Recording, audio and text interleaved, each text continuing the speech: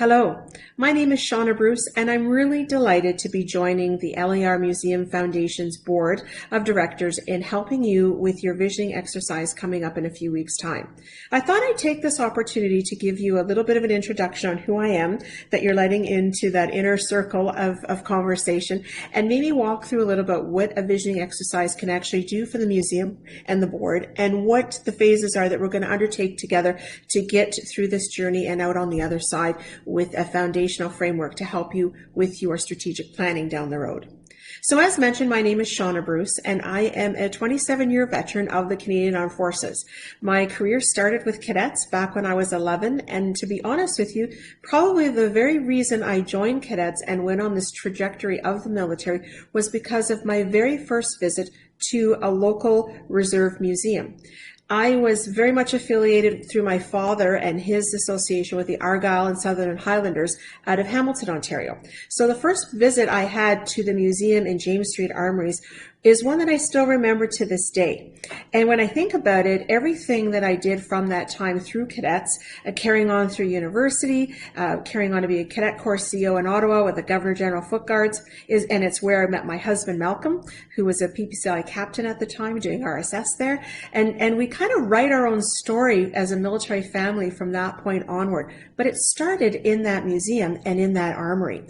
I have spent most of my career on full-time service supporting the reserves, whether it was at 38 Brigade in Winnipeg or LFCA Army Headquarters in Toronto, carrying on to 1ASG here in Edmonton. And I actually culminated my career as the first reserve member who was invited to be the Senior Public Affairs Officer for LFWA during a time of a high tempo and operational deployment. And I think back about all the work we did in the space of Op Connection, which is how we brought our military primary reserve units together with our communities. And that's why I was so excited to be invited to consider doing this visioning exercise.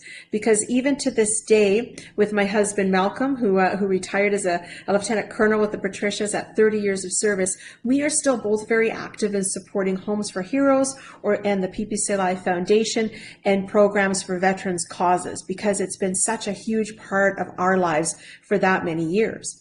And so when I think about what you have done with that, the amazing, I have to say, LER Museum, because I have been through it a couple of times, and what you've done to bring the story of the soldiers who have served in that regiment to life, I have to commend you for all of that amazing work and due diligence to get it right and historically accurate. It is the tapestry of our narrative as Canadians historically that is told through our regiments across Canada and our cenotaphs across Canada that tell the story of Canadians that we need to preserve and honor for generations to come. And that's really where I think a visioning exercise can play out.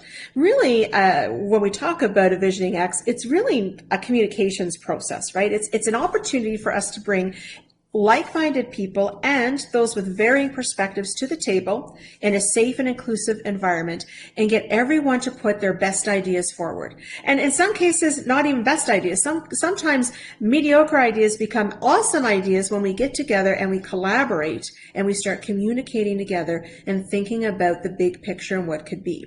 Now, since I retired from the military, I went to work at Dow Chemical, and I'm throwing that out there because a big part of what I did at Dow, besides public affairs, was disaster and emergency management. And now I teach at NATE in that program of emergency management, and I also do consulting in crisis communications. And a big part of what we talk about is preparedness and planning and business continuity. And to me, a visioning exercise is it's a better way actually to do your business continuity planning. Where will the museum be in 5, 10, 15, 50 years? Let's look outside the box here. Let's think about things that aren't even out there yet. And let's look how others are doing things well and bring in some best practices that can help us ensure we preserve the stories of this fine regiment. I think that a big part of how we do that will be part of our success, I should say. We're going to start on October 23rd. I hope to briefly meet you at your AGM, and I'm going to be giving you some homework. And not like what I give to my NATE students as assignments, but homework nonetheless, a bit of a workbook. And this workbook is going to be asking you some questions. Now, it's a very personal response. There's no right or wrong answer here with this assignment. It's to work through some themes and some questions, and maybe a SWOT analysis. What are the strengths we see today of the regiment? What are some of the weaknesses we see with the museum? What are some of the opportunities the museum might have going forward? And what are some of the threats we see to the museum? Let's talk about it all. Let's throw it all on the table. And let's have some good, robust conversations that will kind of bring together some common threads and themes. And that's what I'm going to do, as after we do this exercise with the workbooks, I'm going to bring those themes together for our first half-day session. Now, I suggested 2 half days because I think that we really want to bring our best game faces to this exercise, and I don't want people to get too frustrated or tired of the conversation, and I want to make sure I have time in between to bring out and tease out the themes that I'm finding with our conversation. So you'll find I'm going to bring a note taker with me to make sure I capture everything. So in addition to that, what will happen is that first session will talk about your mission and vision that you have to date that's in your strategic plan. Is it relevant? Is it going to work 5 years down the road? Do we need to tweak it a little bit? Do people think it states everything you want it to say? Is it robust enough? So we're going to throw all of that out there, and then take a look at the strategic plan you have right now. And think about some of those conversations that you've given me through the workbooks and start bringing those to the forefront and asking ourselves, how do we get to where we need to be, and how do we plan the optics and the strategic plan to deliver those outcomes? So that's a little bit what we're hoping to do. And at the end of my sessions, my plan is to deliver to the board a framework that you can use to be implementing towards your future strategic plan, or a revised strategic plan. So, and all of that to say, I'm very passionate, obviously, about the military. It's something my family has grown up with, and our 3 daughters as well, with our postings across Canada and being, tethered in a way to local units, not just the Reg Force, but certainly the local primary reserve units. Wherever we've been, we've had a great role in making sure that we participate in Remembrance Day services, that we understand, we know the players in the community. So it's a really important part of our lives. And so I am really thrilled to be extended this opportunity to work with you.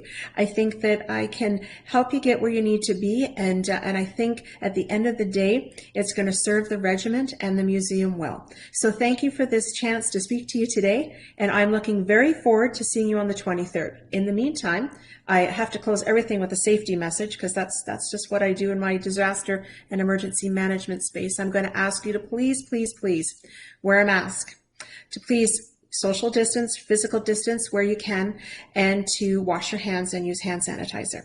During our sessions later on in November, we'll be absolutely making sure we have everything in play to make it a safe and inclusive environment for comments, but a safe environment for all of us physically as well. So please stay safe, and I look forward to meeting you in person in just a few weeks. Thank you.